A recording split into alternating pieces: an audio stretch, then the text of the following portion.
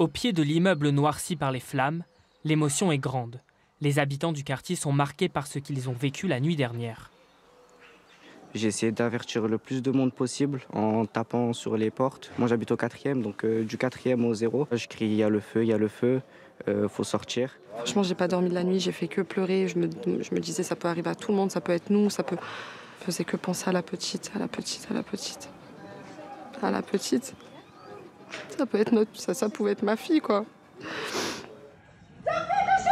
Vers 1h du matin, un violent incendie se déclare dans cet appartement au 6e étage de cet immeuble. Oh, il y a le feu!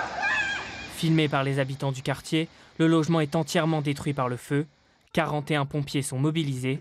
À l'intérieur, ils découvrent le corps sans vie d'une fillette de 3 ans.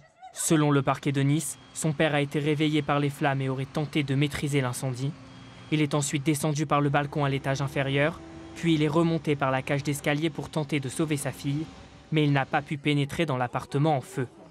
Ce matin, l'heure est aux premières expertises pour sécuriser le bâtiment.